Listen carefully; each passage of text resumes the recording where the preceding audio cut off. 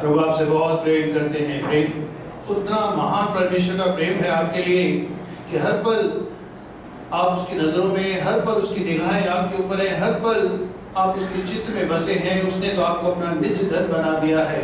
हर पल वो आप ही के विषय में सोचता है। परमेश्वर ने सब कुछ पूरा कर दिया है। सारी सृष्टि का निर्माण खत्म हो चुका है, सब कुछ खत्म हो गया है। बस परमेश्वर के पास एक ही काम है, आपकी चिंता करना। लेकिन क्या करें, आप अपनी चिंता करते हो तो प्रभु का काम आप अपने हाथों में ले लेते हो। तो प्रभु का काम आप मत करो, प्रभु को अपना काम करने दो। चिंता करना किसका काम है? जिसने पेट दिया है वो रोटी भी देगा, जिसने शरीर दिया है कपड़े भी देगा और रहने के लिए घर भी देगा। इन चीजों की चिंता मत करो, प्रभु को पता है कि आपको ये सब चाहिए। इसलिए सारा चिंता का जो बोझ है, जैसे पिछले समय हमने सीखा, परमेश्वर को दे दो। क्या करो? उस बोझ को, उस चिंता को, हमने शुक्रवार को सीखा, वो परमेश्वर को दे दो। प्रभु आपको इन चीजों से विश्राम देगा, शांति देगा, मुक्ति देगा। छोड़ जाता है प्रभु के लिए। जहाँ पर दो या दो शरीर मेरे नाम से इकट्ठा होते हैं, प्रभु का वचन कहता है वहां पर मैं हूं। आप तो हैं, लेकिन कौन कहता है ये? प्रभु यीशु कहते हैं कि जहां पर दो या दो से अधिक मेरे नाम से इकट्ठा होते हैं, प्रभु यीशु कहते हैं वहां पर मैं हूं। तो आप क्या कहते हैं कि प्रभु यीशु मसीह यहाँ पर है? परमेश्वर यहाँ पर है।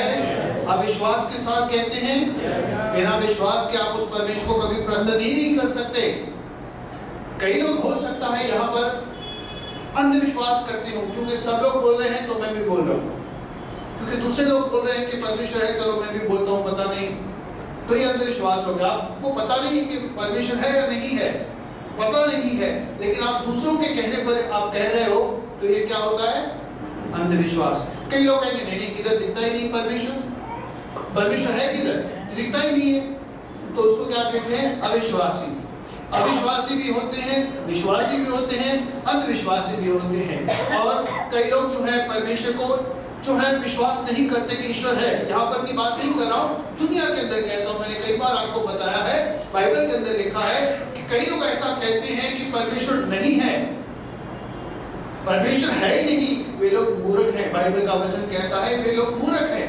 कई लोग कहते हैं कि परमेश्वर है, वो जानते नहीं कौन है लेकिन मानते हैं, उनको क्या कहेंगे? हम अंधविश्वासी कहते हैं कि वो जानते नहीं कि कौन है लेकिन फिर भी मानते हैं।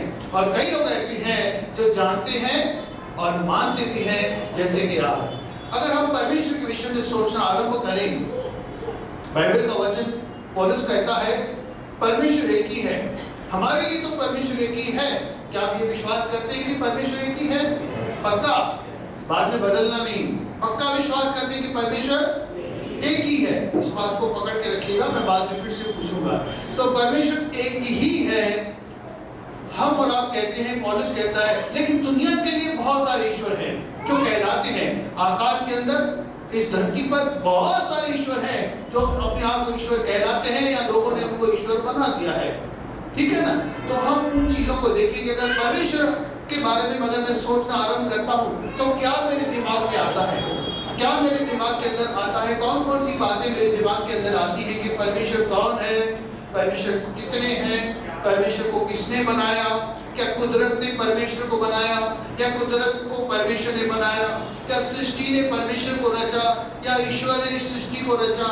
क्या इंसान ने परमेश्वर को बनाया कि परमेश्वर ने इंसान को बनाया? हमारे पास ऐसे कई हैं हम चीज। क्या परमेश्वर का कभी जन्म हुआ था? क्या परमेश्वर जिंदा है? क्या परमेश्वर मृत्यु हो चुकी है? इस समय परमेश्वर क्या कर रहा है, या है भी या नहीं भी है? इस समय परमेश्वर कहाँ पर है, क्या कर रहा है? और सबसे बड़ी बात, अगर परमेश्वर है तो उसने मेरे लिए क्या किया है, क्या कर रहा है, क्या करने वाला है? ठीक है? तो उन सवालों को हम ध्यान में रखते हैं कि परमेश्वर, जिस परमेश्वर के बारे में हम पहले जानते थे या इस समय भी हम जानते हैं, इस समय अगर हम परमेश्वर को जानते हैं, क्योंकि इस समय आप सब लोग विश्वासी बैठे हैं, लेकिन ये आज से पिछले मीटिंग से हमारे जो वचन है, मीटिंग है, ऑनलाइन भी हो रही है। इसलिए मैं उन लोगों से बात कर रहा हूँ जो ऑनलाइन सुन रहे हैं या सुनेंगे, यूट्यूब पे या अलग अलग चैनलों पर आएगा, तो वो लोग अगर सुनेंगे तो उनसे भी मैं ये कहता हूँ कि आप जिस भी ईश्वर पर विश्वास करते हो, आज उस चीजों को हम देखेंगे, कुछ कंपेयर करेंगे कुछ बातों से कि जिस परमेश्वर को हम जानते हैं या जिस परमेश्वर को हम मानते हैं, उस परमेश्वर के अंदर क्या खासियत है, कौन सी बातें हैं, क्या उसने मेरे लिए किया है, क्या मेरे लिए कर रहा है, क्या मेरे लिए कर सकता है या करेगा। तो कुछ चीजें को हम नॉर्मली लेते जाएंगे और हम आगे बढ़ते जाएंगे।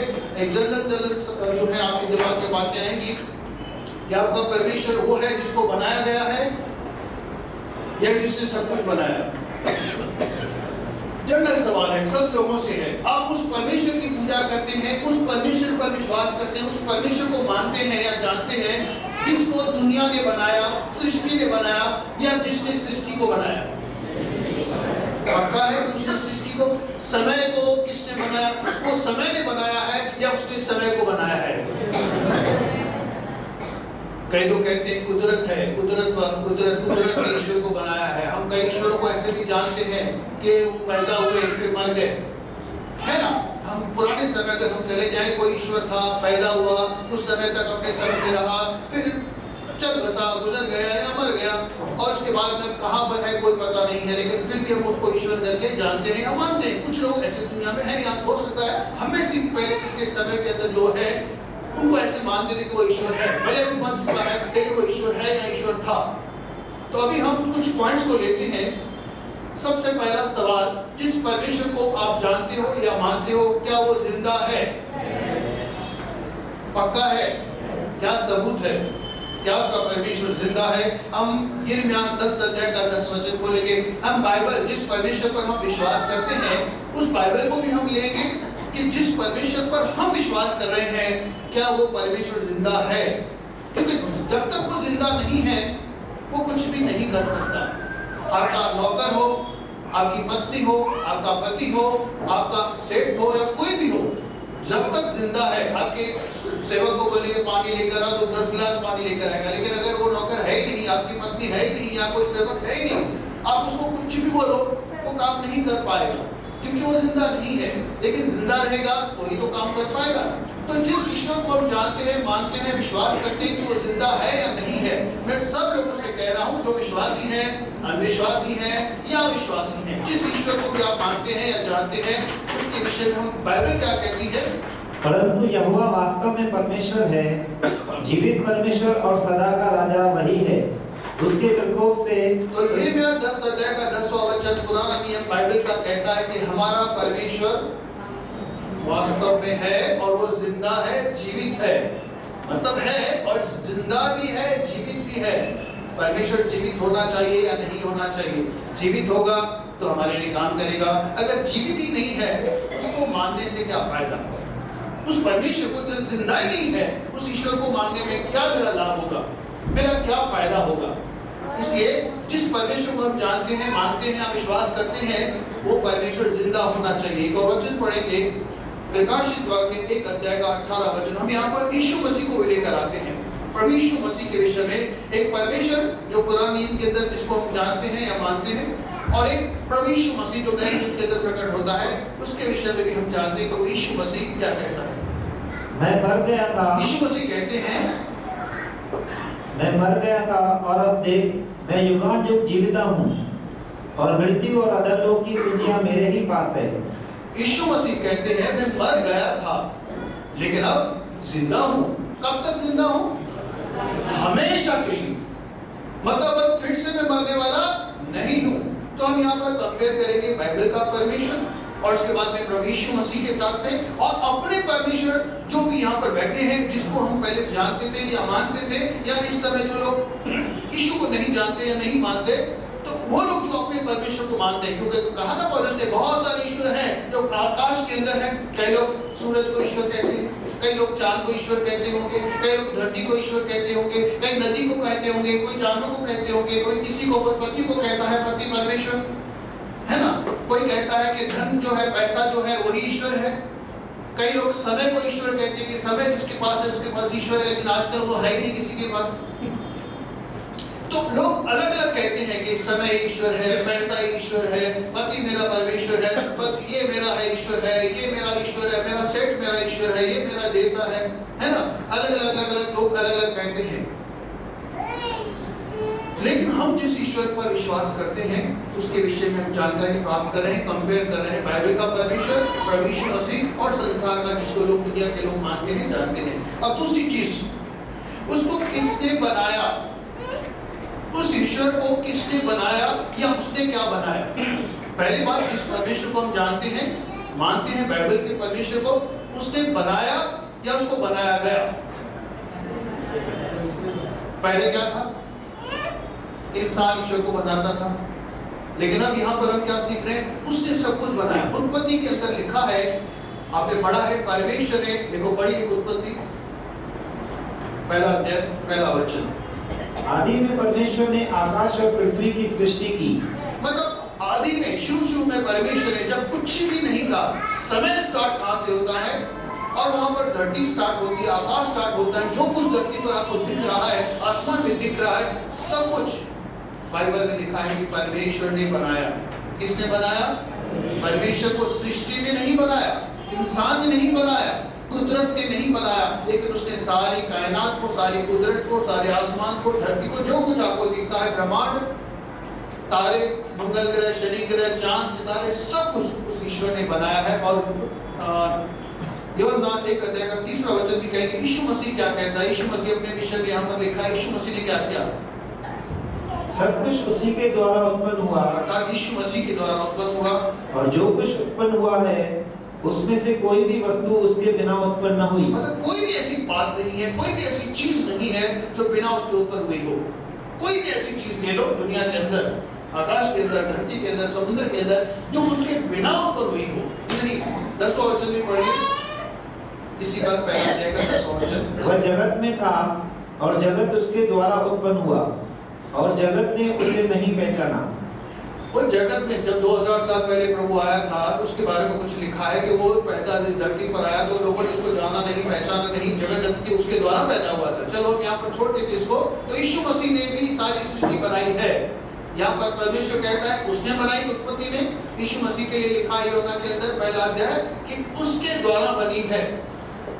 तो ये जो है सृष्टि करता है, सृष्टि नहीं है। अक्सर हम लोग पहले जो है सृष्टि की पूजा करते थे, लेकिन बाइबल हमें क्या सिखाती है, सृष्टि की पूजा नहीं करनी है, हमें सृष्टिकर्ता की पूजा करनी है। किसकी पूजा करनी है?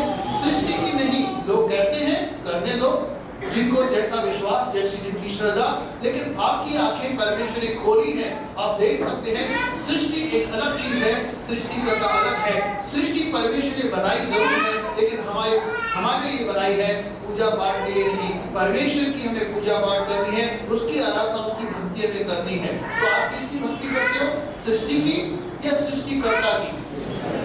चलिए अब आगे की पॉइंट में चलते हैं। कब परमेश्वर कब बना और कब तक रहेगा? परमेश्वर कब बना? कब बना?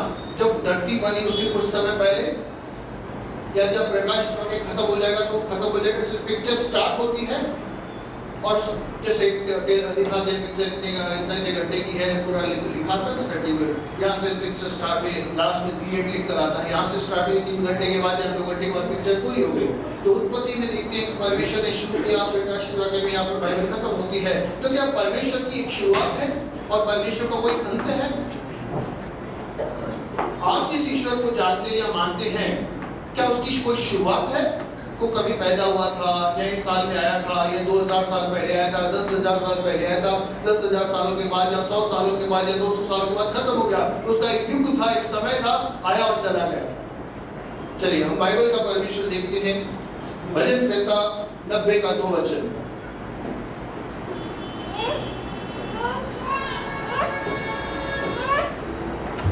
इससे पहले के पहाड़ उत्पन्न हुए, या तो तूने पृथ्वी और जगत की रचना की, वरन अनादिकाल से अनंतकाल तक तू ही ईश्वर है।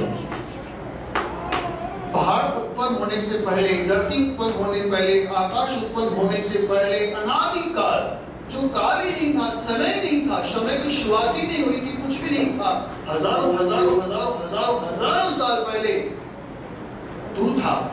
और जब सब कुछ खत्म भी हो जाएगा, हजारों हजारों हजारों हजारों चलते जाओ, अनादिकाल से अनंत काल तक कोई परमेश्वर है, ना उसकी कोई शुरुआत है ना कोई उसका अंत है। अनादिकाल से अनंत काल अनंत परमेश्वर है, उसकी कोई सीमा ही नहीं। बाइबल में लिखा है उसके वर्षों की कोई गिनती ही नहीं, कब से है कब तक है पता ही नहीं, लेकिन उसकी ना शुरुआत है न कोई अंत है। जैसे सर्कल कैसे होता है, कहाँ स्टार्ट होता है कहाँ पर खत्म होता है पता ही नहीं। वो परमेश्वर है, कहाँ से स्टार्ट हुआ है, अनादिकाल से अनंत काल तक, उसकी यहाँ पर हमारे खोपड़ी के अंदर नहीं जाने वाला कि वो अनादिकाल से अनंत काल तक परमेश्वर है। प्रभु यीशु मसीह के विषय में क्या लिखा है, यूहन्ना रचित सुसमाचार पहला अध्याय पहला वचन, आदि में वचन था और वचन परमेश्वर बाइबल के अंदर लिखा है वचन कौन है, प्रकाशित वाक्य के अंदर लिखा है कि वचन प्रभु यीशु मसीह है। वचन कौन है, प्रभु यीशु मसीह है। तो बाइबल का अगर पहला अध्याय का पहला वचन को, आदि में यीशु था और वचन परमेश्वर के साथ था, और जो यीशु था परमेश्वर के साथ था, और वचन परमेश्वर था, और यीशु परमेश्वर था। कब से है, जब दुनिया बन रही है उससे भी पहले, और कब तक रहेगा, अभी अभी हमने पढ़ा था युगानुयुग तक वो जिंदा रहने वाला परमेश्वर है। 8 अध्याय के 58 वचन में लिखा है, इससे पहले कि अब्राहम उत्पन्न हुए, अब्राहम यीशु मसीह से कई साल पहले पैदा हुआ था। लोग पूछ रहे हैं भाई तू तो भी 30 साल का भी नहीं हुआ, 50 साल का भी नहीं हुआ। वो कहता है इससे पहले कि अब्राहम उत्पन्न हुआ मैं था। प्रकाशित वाक्य 1:18 के अंदर भी लिखा है कि वो कब तक है, 1:18 प्रकाशित वाक्य अभी हमने पढ़ा था ना, फिर से मैं इसलिए याद दिलाता हूँ। मैं मर गया था, युगानुयुग जिंदा हूँ, मतलब प्रभु क्या है, प्रभु यीशु मसीह के लिए भी क्या लिखा है, अनादिकाल से अनंत काल। हम बहुत सारे वचन ढूंढ सकते हैं, लेकिन मैं थोड़ी थोड़ी एक दो पॉइंट लेकर आगे बढ़ते जाऊंगा। तो आपका परमेश्वर जो है उसको समय ने नहीं बनाया। बाइबल का परमेश्वर अनादिकाल से अनंत काल तक है, यीशु मसीह जो है अनादिकाल से अनंत काल तक है। अब और पॉइंट जो है चेंजेस, क्या परमेश्वर के अंदर बदलाव आता है। समय के साथ हर चीज बदल जाती है, किसी का प्यार बदल जाता है, किसी का कलर बदल जाता है, किसी के धन संपत्ति, कोई बहुत अमीर है गरीब हो गया, कोई गरीब है अमीर बन गया, कोई पतला था मोटा हो गया, कोई मोटा था पतला हो गया, बहुत कुछ बदलाव होता है। पहले गांव था शहर बन गया, हर चीज के अंदर बदलाव होता है। हम जो बचपन में पहले छोटे थे, फिर थोड़े बड़े हुए, फिर शादी की, फिर थोड़े बूढ़े हुए, चेंजेस आती है हमारे अंदर। बचपन से लेकर बुढ़ापे तक बहुत सारी हमारे अंदर चेंजेस आती हैं, हमारे स्वभाव के अंदर चेंजेस आती है। तो इस समय के साथ क्या परमेश्वर बदलता है। अगर हम इमेजिन करें परमेश्वर कैसा होगा, तो शायद हमारे दिमाग में आए परमेश्वर बहुत ही बुजुर्ग होगा, सफेद दाढ़ी होगी, पूरे सफेद बाल होंगे, बुजुर्ग अवस्था में होगा। क्या आप ऐसा करते हैं, ऐसा इमेजिन करते हैं कि सिंहासन पर बैठा होगा परमेश्वर, जब हम स्वर्ग में जाएंगे तो परमेश्वर इतनी सफेद दाढ़ी होगी। ऐसा कई बार हम सोचते हैं कि बहुत ही बुजुर्ग अवस्था के अंदर होगा, सफेद लंबे बाल होंगे, बहुत ही बूढ़ा, क्योंकि इतने हजारों साल हो गए ना, हजारों साल हो गए, तो परमेश्वर भी बुढ़ा हो गया। अगर तो उत्पत्ति में लेके जाओ तो आप इमेजिन करेंगे परमेश्वर भी जवान है। जब आदम हवा से मिलने आ रहा है तो परमेश्वर एकदम जवान है। प्रकाश के अंदर देखेंगे तो परमेश्वर बहुत बूढ़ा हो चुका है। ऐसा है क्या। मलाकी 3:6 के अंदर पढ़िए, मलाकी चाहिए।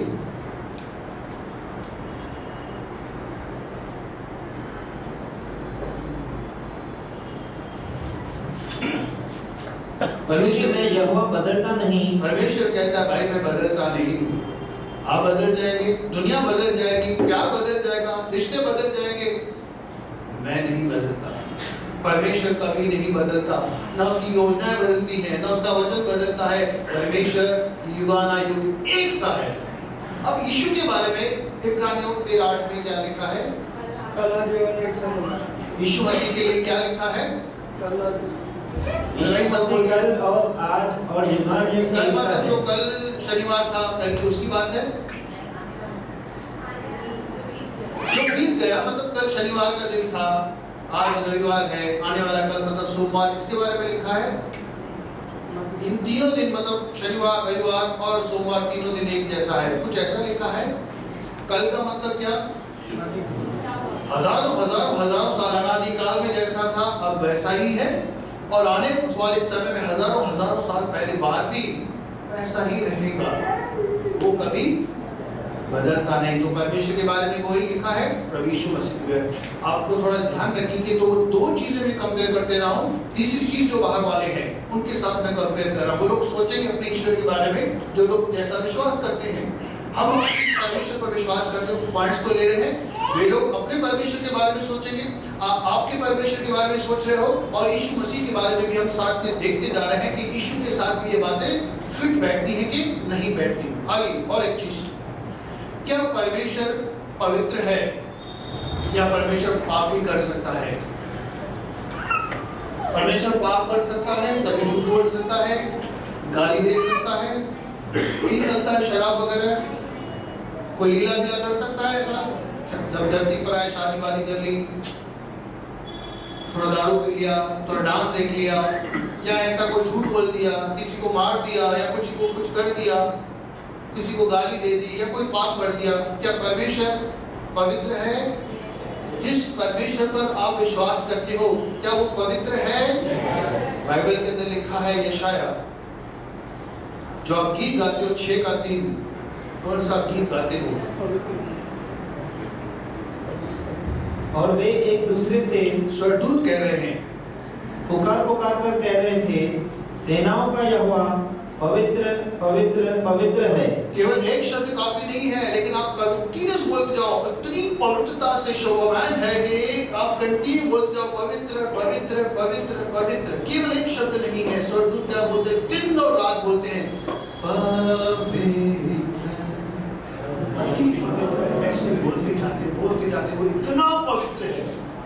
परमेश्वर पवित्र है, वो कभी भी पाप नहीं कर सकता, कभी भी कोई गलत काम नहीं कर सकता, न बोल सकता है, न देख सकता है, न सुन सकता है, न कर सकता है। न उसके वचन में कोई पाप है, न उसके एक्शन में कोई पाप है। वो हमेशा पवित्र है। ऐसा नहीं कि चलो परमेश्वर है तो कुछ भी करे, परमेश्वर है तो कुछ भी करे चलेगा, ये तो लीला है। दारू की जगह मदिरा पान, नृत्य, वो डांस बार में हम जाते थे तो उसको बोलते नृत्य, अलग शब्द से। दारू की जगह पर मदिरा, जलपान, अलग अलग शब्द लेते हैं ना हम लोग। उसके लिए हम सोमरस वो बोल रहे, तो अलग अलग बोल रहे हैं। जैसे पवित्र शब्द हैं, जैसे पवित्र शब्दों को लेना है, क्योंकि वो उसके साथ हम जोड़ते थे, जब उनके लोग जोड़ते हैं तो पवित्र शब्दों का उपयोग करते हैं। जब हमारे लिए तो हम हवाली दूसरों पर करो तो अच्छा है, वो तो उसकी लीला है। लेकिन परमेश्वर एक पवित्र है, पवित्र है, अति पवित्र है। अब यीशु के बारे में भी हम देखते हैं, यीशु मसीह क्या पवित्र है। यूहन्ना 8:46,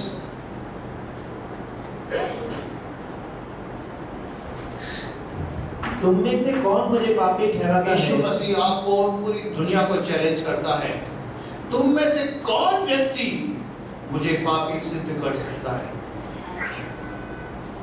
यीशु मसीह चैलेंज कर रहा है फरीसियों को, शास्त्रियों को, कौन है व्यक्ति जो मुझे पापी सिद्ध कर सके, या मेरे फॉल्ट, कि मेरी गलती या मेरा पाप मुझे बता सके कि मैंने कोई गलती की हो या मैंने पाप किया हो।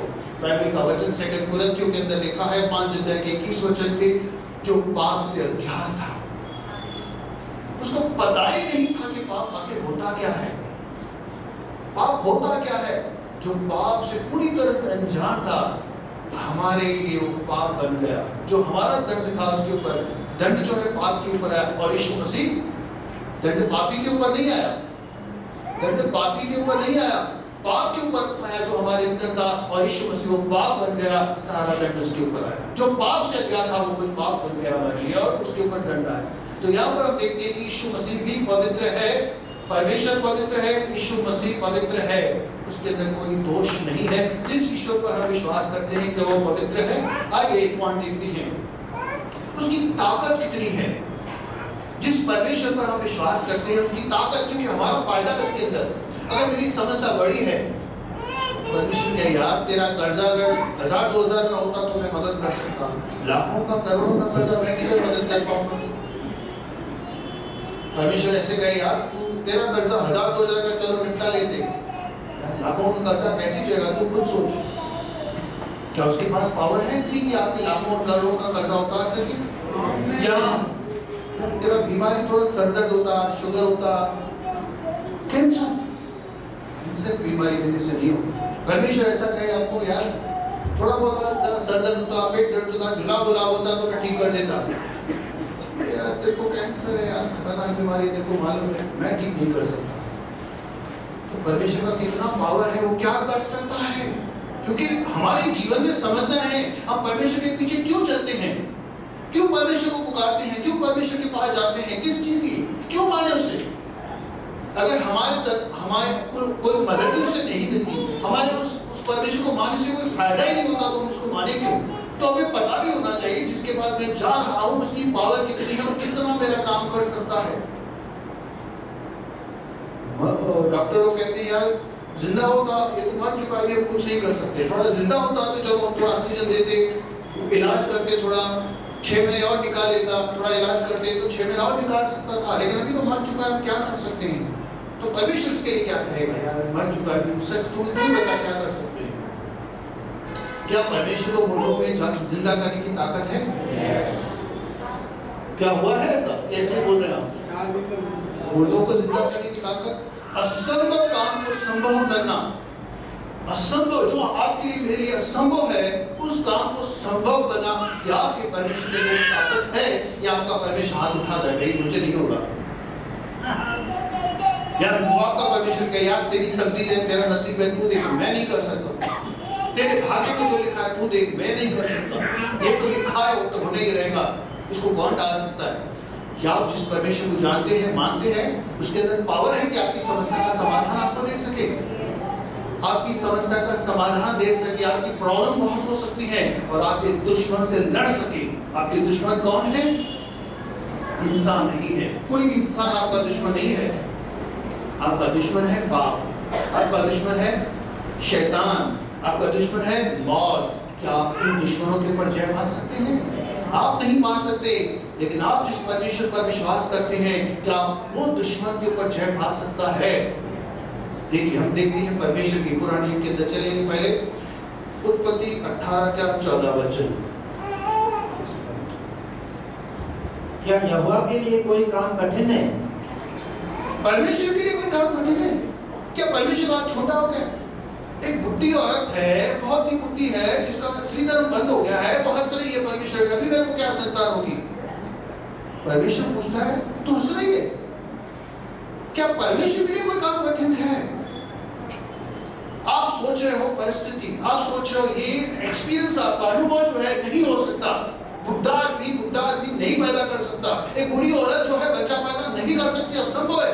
परमेश्वर कहता है मेरे लिए कोई बात असंभव है, आपके लिए है, आपके लिए असंभव होगी। आपका अनुभव आपका बताता है, आपके पुराने लोग, आपके बड़े लोग बताते हैं कि नहीं हो सकता, लेकिन परमेश्वर पूछ रहा है क्या मेरे लिए कोई काम कठिन है?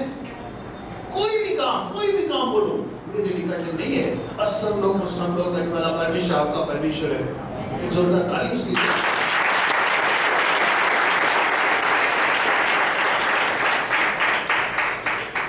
अब यीशु मसीह के विषय में मैं देख उसके पास कितनी ताकत है। मत्ती 28 का 18। यीशु ने उनके पास आकर कहा कि स्वर्ग और पृथ्वी का सारा अधिकार मुझे दिया गया है। यहाँ पर अथॉरिटी लिखी है, एक जगह पर लिखा है पावर, सारी पावर, सारा अधिकार। चलो इसको कंटिन्यू करने के लिए प्रकाशित होकर भी देख लेते हैं 5 अध्याय का 12 वचन।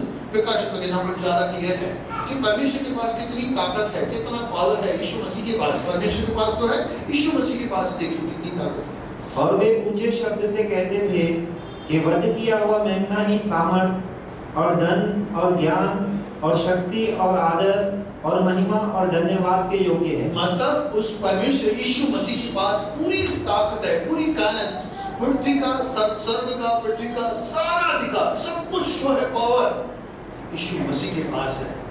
सब कुछ जो असंभव करने वाला पावर जो है ना, ताकत है, सामर्थ है, वो यीशु मसीह के पास है। मतलब जिस यीशु को मानते हो आप, जिस यहोवा परमेश्वर को मानते हो, जानते हो, वो आपकी हर एक समस्या का समाधान कर सकता है। और यीशु ने किया। यीशु ने किसको हरा दिया?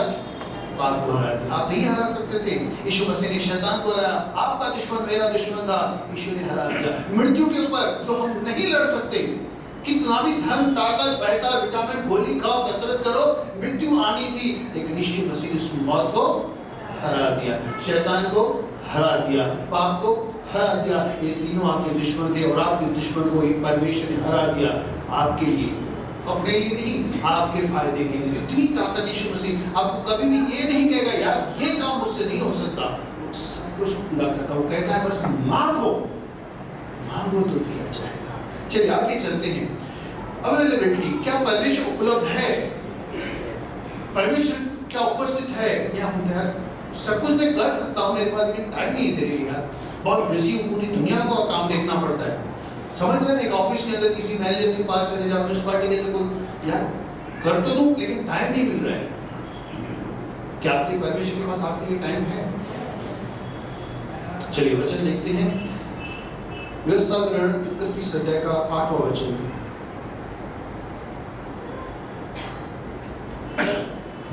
और तेरे आगे आगे चलने वाला यहोवा है, वह तेरे संग रहेगा। वो सदा, इतना परमेश्वर आपके फुर्सत में आपके लिए कि आपके साथ हमेशा रहने के लिए तैयार है, हमेशा आपके साथ चलेगा। बड़ी कृपा। और न तो तुझे धोखा देगा और न छोड़ देगा, इसीलिए मत डर और तेरा मन कच्चा ना हो। टेंशन नहीं ले, चिंता मत कर। मैं परमेश्वर नहीं क्यों भाई तू बस वहां पर रहता हूँ, मंदिर में रहता हूँ, जब मंदिर में आया 2 मिनट के दर्शन किया और चला गया, बस 2 मिनट तेरे साथ में रहा। नहीं, मैंने तो तुझे ही मंदिर बना दिया है, मैं तो तेरे साथ साथ चलता हूँ, तेरे साथ साथ चलता हूँ। जहां जहां तू जाएगा, यहोशू 1:9 के अंदर कहता है जहां जहां तू जाएगा वहां मैं तेरे संग चलूंगा। मतलब परमेश्वर की उपस्थिति, जिस परमेश्वर को जानते हैं, मानते हैं, विश्वास करते हैं, वो आपके संग संग चलता है, वो हमेशा उपलब्ध रहता है। संकट के समय मुझे पुकार, मैं तुम्हारी सहायता करूं। अति संकट के समय सहज से उपलब्ध कौन है? आपका दोस्त, आपके रिश्तेदार भाग जाएंगे, लेकिन परमेश्वर आपके लिए हाजिर है, हर समस्या के अंदर अवेलेबल है। वो कभी नहीं कहेगा आपको मेरे पास टाइम नहीं है तेरे लिए, हमेशा उपलब्ध है आपके लिए। यीशु मसीह के लिए भी हम देखते हैं मत्ती 28 का 20 वचन। और उन्हें सब बातें जो मैंने तुम्हें आज्ञा दी है, चेलों से आपसे कह रहा है, और उन्हें सब बातें जो मैंने तुम्हें आज्ञा दी है मानना सिखाओ, और देखो मैं जगत के अंत तक सदैव तुम्हारे संग हूँ।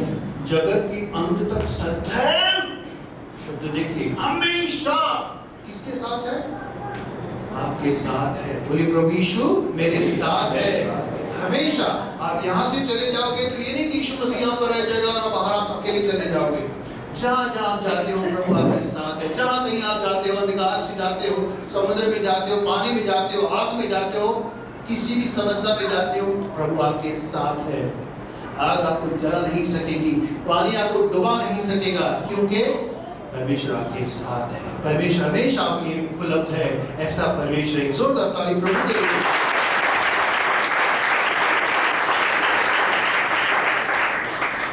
परमेश्वर आपको जानता है।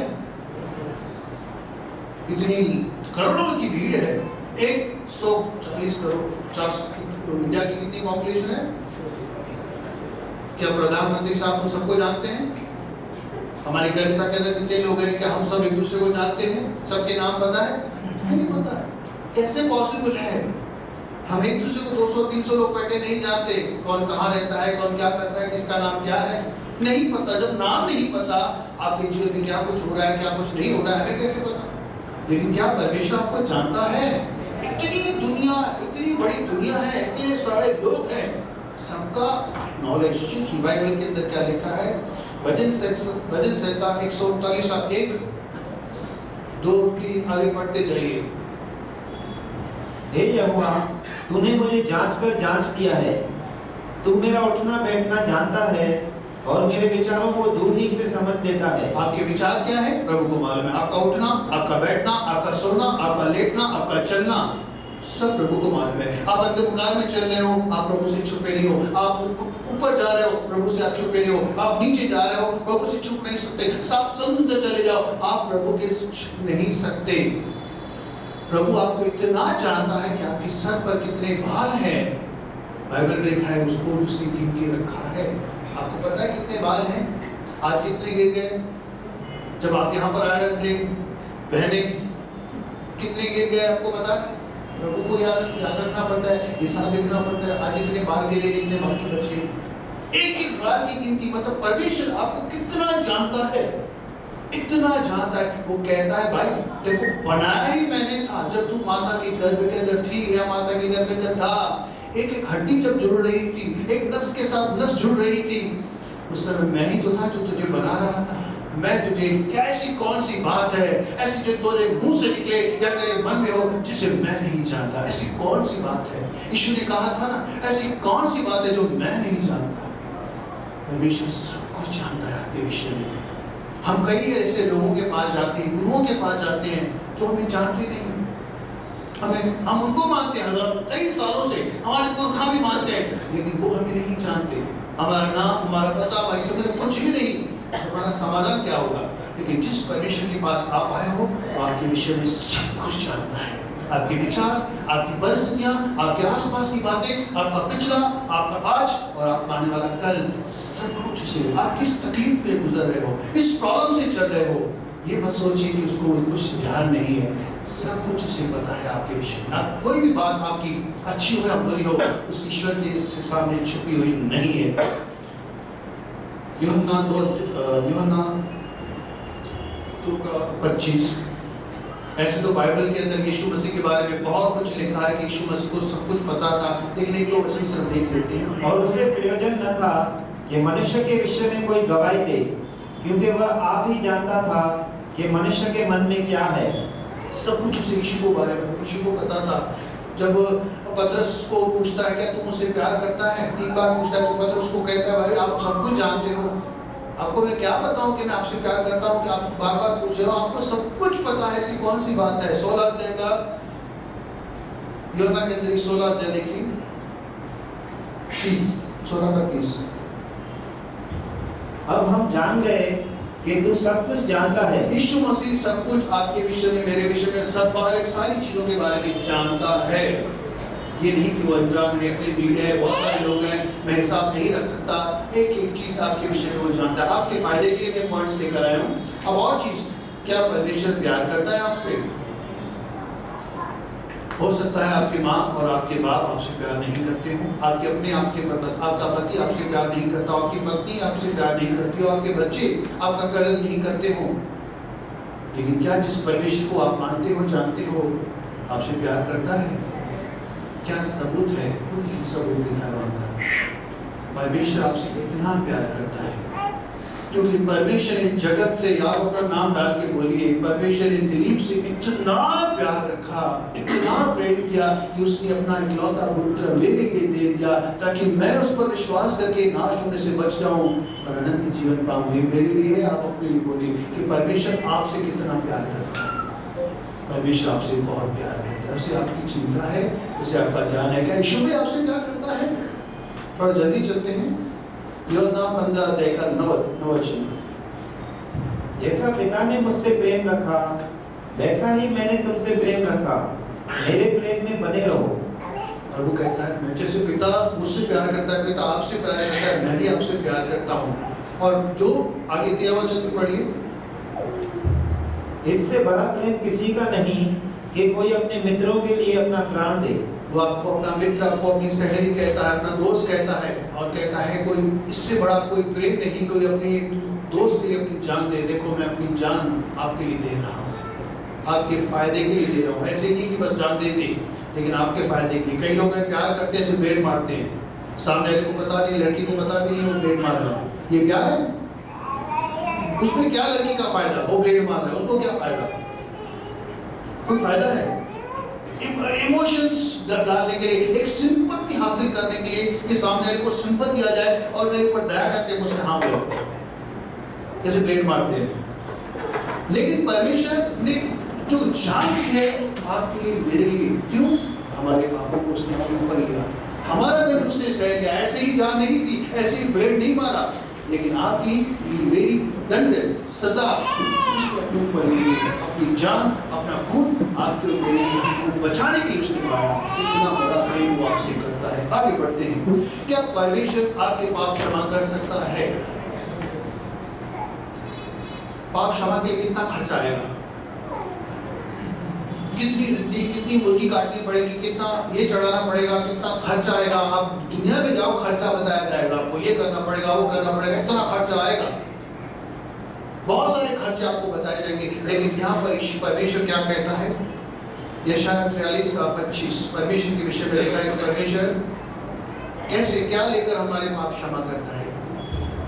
मैं वही हूँ जो अपने नाम के निमित्त तेरे अपराधों को मिटा देता हूँ और तेरे पापों को सिमरन न करूँगा। सिमरन नहीं करूँगा, मैं भूल जाऊँगा तुम्हारे पापों को। परमेश्वर आपके मेरे पाप क्षमा कर सकता है और करता है।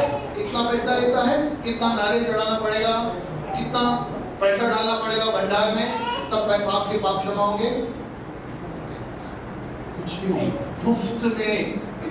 मुफ्त में आपका उद्धार हो गया भाई। कोई पैसा नहीं देना है, कोई खर्चा नहीं करना है, बस विश्वास करना है। और विश्वास भी तो यीशु ही देता है। हमारे पास में विश्वास था, अविश्वास था, विश्वास था ही, विश्वास भी तो यीशु ने दिया। वचन सुनने से सुनना, जैसे वचन सुना हमारे अंदर आशा उत्पन्न हुई, किसी की गवाही सुनी आशा उत्पन्न हुई। जब अब यहाँ पर आए अविश्वास था, पता नहीं, प्रभु ने काम कर दिया, विश्वास आ गया। किसने दिया? हमारे पास नहीं था, प्रभु ने दिया। मतलब विश्वास करने से उद्धार होता है, विश्वास भी उसको ही देता है, सब कुछ उसका अनुग्रह है। आगे बढ़ते हैं। मत्ती 9 अध्याय, यीशु मसीह पाप क्षमा कर सकता है। मैंने बताइए, जो लोग एग्जाम देने जा रही हैं, मरकुस में कहां पर लिखा है कि यीशु मसीह क्षमा करता है? कहां पर लिखा है कि यीशु मसीह पाप क्षमा कर सकता है? अरे अगले रविवार को आप लोगों का एग्जाम होने जा रहा है, इतनी बड़ी बात याद कीजिएगा। चलो, क्योंकि ये बहुत इंपॉर्टेंट सवाल हो सकता है। मत्ती 9 अध्याय का 2 वचन, और देखो कई लोग एक झोले के मारे हुए को, एक लकवे का रोगी वहां पर आ रहा है, बीमार है, वो आ रहा है कि मुझे प्रभु ठीक कर दे। लेकिन यीशु मसीह क्या कहता है? खाट पर रखकर उसके पास लाए। यीशु ने उनका विश्वास देखकर उस झोले के मारे हुए से कहा, हे पुत्र, ढाढ़स बांध, तेरे पाप क्षमा हो गए।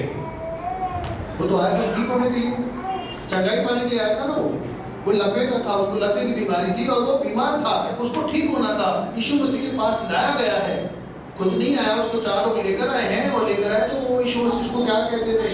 धीरे ना, तेरे पाप क्षमा हो गए। अरे पाप के लिए मैं नहीं आया हूँ, मैं ठीक होने के लिए आया हूँ। जो बैक्टीरिया, वायरस, हम लोग ब्लड रिपोर्ट निकालते हैं, सोनोग्राफी कराते हैं, पता नहीं क्या क्या एक्सरे करते हैं, पता चल रहा है ये बीमारी इसके लिए है, ये तकलीफ इसके लिए है, ये बैक्टीरिया है, ये वायरस है, या ये है, ये इन्फेक्शन है, तो उसकी गोली उसके अनुसार दी जाती है। डॉक्टर लोग तो यही करते हैं। यीशु मसीह ने जो उसका रूट कॉज देखा, रिपोर्ट देखी, पाप। अरे पाप के कारण इसको लगवा है, तेरे पाप क्षमा हो गए, बीमारी चली गई। उसके बाद में क्या लिखा है? वो ठीक हो गया। मतलब प्रभु ने उस बैक्टीरिया को, जो पाप का बैक्टीरिया था, हटा दिया, तेरे पाप क्षमा हो गए। तो परमेश्वर यीशु मसीह पाप को क्षमा कर सकता, परमेश्वर क्षमा करता है, यीशु भी पाप क्षमा कर सकता है, करता है। वैसे दूसरे भी बहुत सारे वचन हैं। आखिरी बात, क्या प्रभु हमें उद्धार दे सकता है? परमेश्वर क्या हमें अनंत जीवन दे सकता है? क्या परमेश्वर हमें स्वर्ग दे सकता है? हम सबको उद्धार चाहिए, मुक्ति चाहिए, मोक्ष चाहिए, है ना? सबको चाहिए कि किसी को नहीं चाहिए? कोई है क्या यहाँ पर किसी को नहीं चाहिए? सबको चाहिए ना? तो कौन देता है? जिस ईश्वर के पास आप आए हो, क्या उसको उद्धार करने की शक्ति है? आपके पापों को क्षमा करके स्वर्ग देने की शक्ति है? अनंत जीवन, स्वर्गीय जीवन देने की शक्ति है? चलिए हम देखते हैं रोमियो 6:23। यहाँ पर तो वैसे लिखा ही था, लेकिन फिर भी चलो रोमियो 6:23। क्योंकि पाप की मजदूरी तो मृत्यु है, परंतु परमेश्वर का वरदान हमारे प्रभु मसीह यीशु में अनंत जीवन है। आप शादी पे जब तोहफा जाते हो, कोई शादी पे आपको इनवाइट कर रहा है और आप लेकर जाते हो कोपा खरीदार होता है, ऐसे लेकर जाते हो, गिलास जो सस्ते वाले आते हैं कांच के, 100 रुपए आप लेकर जाते हो, उसको देते हो। शादी पे जाते हैं ना, दूल्हा दुल्हन खड़े ऐसे, बड़ा गिफ्ट दिया, फोटो निकाला, ऐसे दिया और उसके बाद 100 रुपए लेते हैं पैसा। गिफ्ट क्या होती है? फ्री होती है। तो यीशु मसीह परमेश्वर क्या कहता है? आपका जो काम है वो मृत्यु के लिए, आपने और मैंने जो काम किए थे पाप के लिए, पाप की जो वेजेस है ना, पगार है ना, वो मृत्यु है।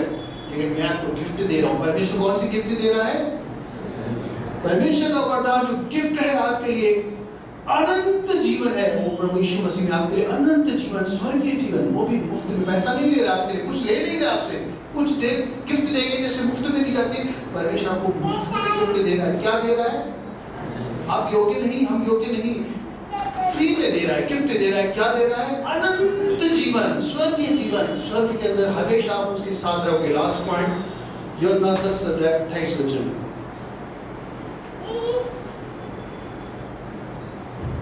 और मैं उन्हें अनंत जीवन देता हूँ और वे कभी नाश न होंगे और कोई उन्हें मेरे हाथ से छीन न लेगा। यीशु मसीह ये अपनी भेड़ों के लिए कह रहा है कि वो चरवाहा है, वो भेड़े हैं। तो ये भेड़ों के लिए कह रहा है या आपके लिए कह रहा है? किसके लिए कह रहे हैं? आप प्रभु की भेड़े हैं, हम सब प्रभु की भेड़े हैं। गाना गाते हैं, कौन से गाते हैं? यीशु है सच्चा गदरिया, हम उसकी भेड़े हैं। यीशु मसीह आपको उस अनंत जीवन से और आपको नाश होने से बचाता है, अनंत जीवन दे सकता है। तो यीशु मसीह भी अनंत जीवन देता है।